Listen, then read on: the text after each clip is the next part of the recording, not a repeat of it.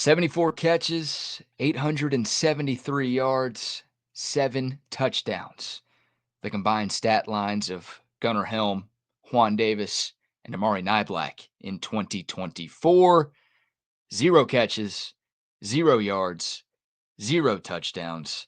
That's the combined career stat line of every tight end that Texas is bringing back in 2025. Did tight end just become the biggest position of need for Texas in the transfer portal? We'll discuss on today's edition of the BK Show. What's up, guys and gals? Welcome in to another edition of the BK Show right here on YouTube. I'm your host, BK Brad Kellner. This is your one-stop shop for Texas Longhorns content on YouTube. Please like this video. Please subscribe to the channel if you haven't already. Just over 2 weeks of the BK Show, already nearing 800 subs. Thank y'all very much from the bottom of my heart for the early love and support. Excited to talk Texas with y'all every day, all year long. So there's been some serious attrition in the tight end room since the end of the season. Some of it had to happen. Gunnar Helm had to go, unfortunately. Juan Davis had to go, unfortunately. Some of it didn't have to happen. The news yesterday, Amari Niblack, who just transferred in last offseason, is leaving Texas. He's going to be portaling out. According to multiple reports out there, Amari Niblack, only 5 catches for 33 yards this past season for the Longhorns. Came in from Alabama, had 20 catches, 327 yards, 4 touchdowns in the 2023 season for the Crimson Tide. Had a great game against Texas when the Horns went to T-Town and beat Nick Saban and company back in week 2 of that 2023 season. I think a lot of Longhorn fans, myself included, were excited about what Amari Niblack was going to do here in Austin. Didn't happen. Look, Gunnar Helm was too good. Couldn't really take him off the field. Juan Davis did a lot of good things for this team. So we didn't see a lot of Amari Niblack this past season, but you figured with Helm and Davis off to the NFL, Amari Niblack was going to have the inside track to be this team's starting tight end next season. Apparently, that is not going to happen. So Niblack is gone. Obviously, Helm is gone. Davis is gone. Your current tight end room has 0 career collegiate catches. So where do the Horns go from here? Do they need to address that position in the portal? Now, they've got some bodies. I think the Longhorns can wait this thing out through the spring and then make a decision when the spring is over, because there is some talent in that tight end room, and I think Jeff Banks deserves the benefit of the doubt when it comes to developing that position. Let's not forget, Gunnar Helm was a 3-star recruit out of high school. This guy wasn't supposed to be one of the most prolific tight ends in school history. I mean, Helm just set records for the most catches and the most receiving yards by a tight end in one season in school history. And Texas has had some great tight ends come through here over the years. Gunnar Helm wasn't supposed to be that. He turned into that in large part because of the development from Jeff Banks, Steve Sarkisian, and this entire coaching staff. So do you trust this staff to develop the guys who are already on campus? We'll see. My guess is if the 2025 season started tomorrow, kind of wish it does. I'm ready to watch Texas play football again. Jordan Washington and Spencer Shannon would be your top tight ends. Jeff Banks met with the media a couple of weeks ago before the Peach Bowl in Atlanta. He gave some insight about the position. He said, quote, Spencer Shannon and Jordan Washington are both capable in different ways, and they'll get their shots with the ones in the spring. Jordan Washington has flashed in the passing game. He was 220. Now he's 250. Spencer Shannon was a blocker. He's gotten much better in pass receiving, so we'll just have to see, end quote. That was Jeff Banks a couple of weeks ago, and he's right. We'll all have to see what these guys bring to the table. I think if you ask me right now, who's going to lead Texas in tight end snaps, catches, yards, touchdowns, all of the above, I would go with Jordan Washington entering his second year, put on 30 pounds his freshman season, which is just crazy. You've heard of the freshman 15. How about doubling that? That's what Jordan Washington did. But by all accounts, it's good weight, right? He wasn't at the dorm just eating too much food.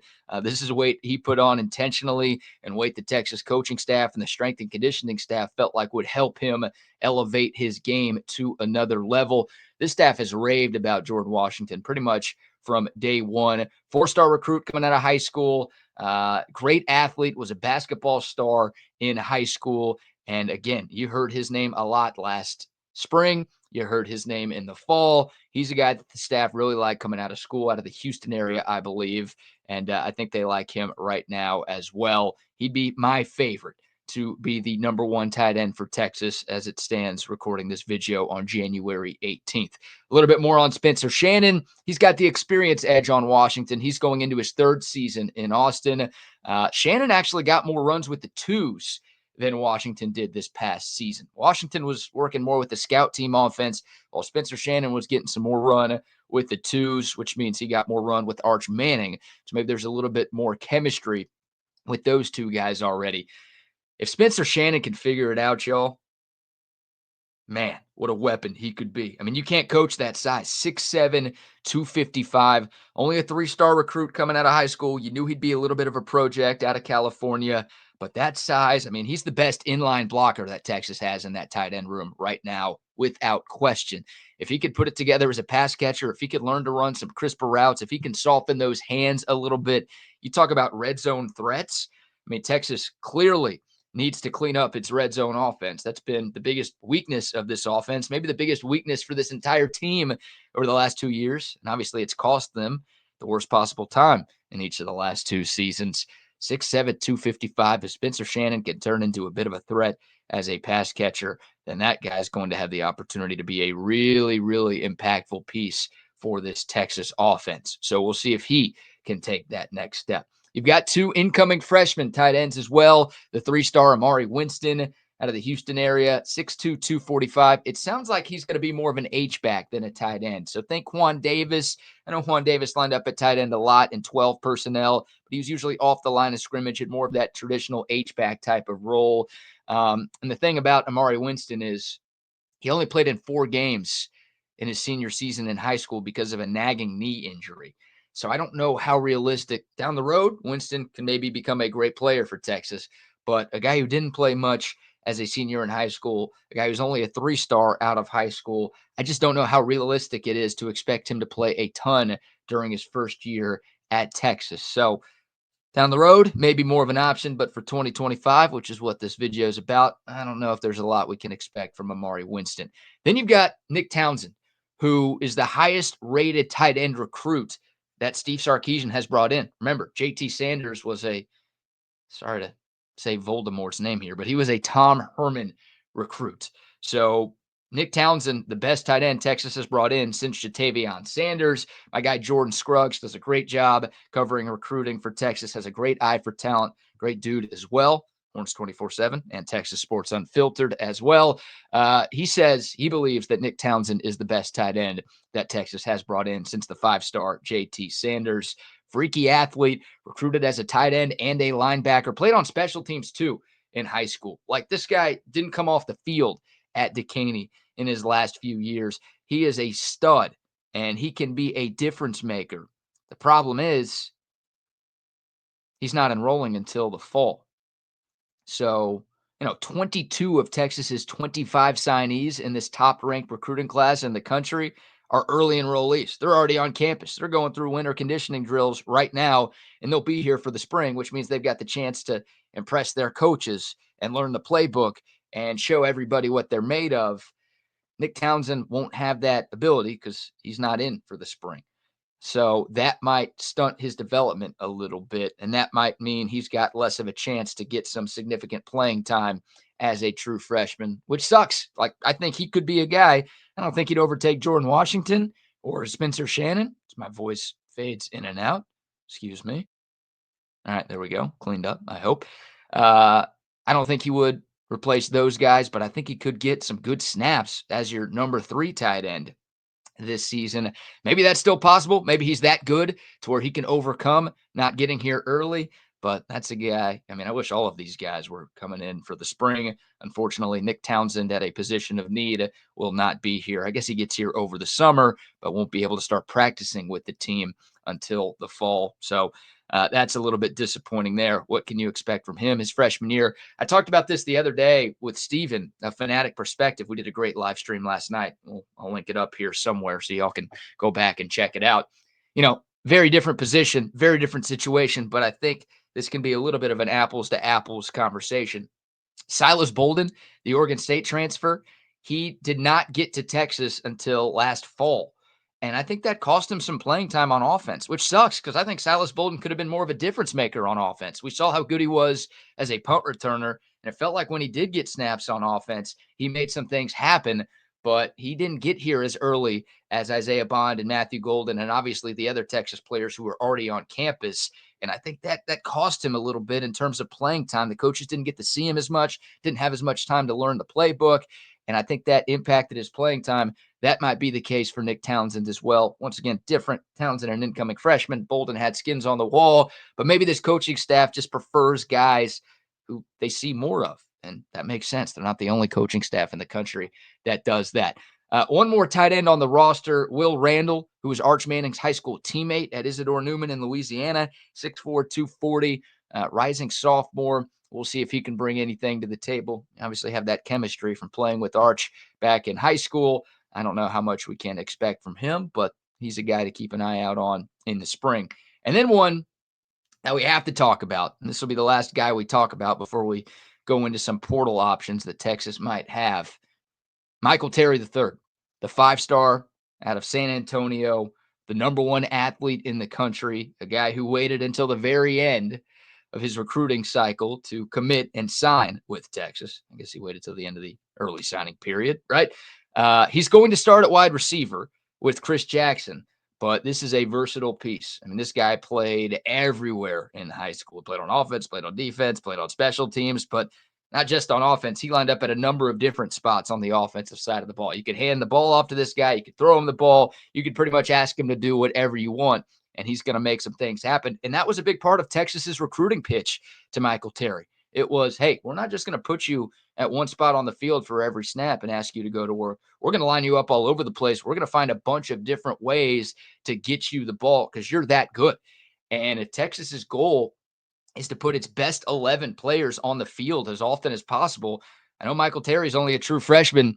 He could be one of those best 11, and he could be a guy who gets some tight end snaps. Now, he's only listed at 217 pounds, so that's not the size you look for in a traditional tight end. He is 6'3", so he's got the height to last at that position, but he might have to put on some LBs if that's where Texas envisions him, either in 2025 or at some point down the road. But is he good enough as a talent to get some snaps as a tight end this year? We'll wait and see, but I think there's a very good chance that he is. Once again, freak athlete. When you're the number 1 athlete in the country, you have to be. Track star, great basketball player as well in high school. He's obviously a guy to look out for when we get to the spring. Guys and gals, I'm always excited about the spring game. I think we all are. And it is a lot more fun when your team is good. And we know Texas is very good. Yes, they're losing a lot, but they are going to start in the top 3 in the preseason AP poll when we get to the fall. It's going to be a lot of fun to watch a number of these position battles, but I'm really focused on that tight end room. Obviously, we'll see some of these guys and hear about some of these guys in spring practice leading up to the orange-white scrimmage. But, man, that orange-white scrimmage is going to be fun to see what these freshmen look like, but to see what all of these tight ends look like. So, again, if you ask me right now, I think Jordan Washington is your number 1 tight end. I would project him to lead Texas in stuff, everything, snaps, catches, yards, touchdowns, all of that when we get to the fall. Can he replace Gunnar Helm? I doubt it. Can he be close to Gunnar Helm? It would be nice. But Texas got lucky going from JT Sanders to Gunnar Helm, 2 great tight ends. Sanders already playing on Sundays. Helm will be here shortly. But I think Jordan Washington and Spencer Shannon are your number 1 and number 2. I want to get y'all's thoughts. Should the Longhorns go after a tight end in the portal? It's kind of hard to do that right now. Look, Texas went after Max Clare, the Purdue tight end, who ended up going to Ohio State. Of course, losing out on Ohio State. That's twisting the knife a little bit more after last Friday. Clare's a beast. 51 catches, 685 yards for the Boilermakers last year. Sounds like that turned into a bidding war. Ohio State's got money too. Can't win them all. So the Buckeyes get Max Clare. You're going to have to stop him when you play at the Shoe on August 30th. So we know Texas at least was interested in 1 tight end. And oh, by the way, that was before Amari Niblack entered the portal. Maybe the staff knew that was coming. But still, before Niblack hit the portal, Texas went after Max Clare. They didn't get him. I don't know if there's any great options there right now. Again, that's why I said earlier, I think you ride this thing out through the spring, see how that goes, and then make a decision on if you've got enough with the dudes you have on campus right now, or if you feel like you need to hit the portal to make that spot a weapon for your offense in 2025. I just checked the portal rankings. The top 20 tight ends, according to the 24/7 Sports Portal transfer rankings or transfer portal rankings. That's a mouthful. The top 20 guys have already committed elsewhere. So there's not a lot of uncommitted players at that spot who I think could come in and make an impact at a place like Texas. So I almost think the Longhorns have to ride this thing out through the spring. But I want to hear from y'all.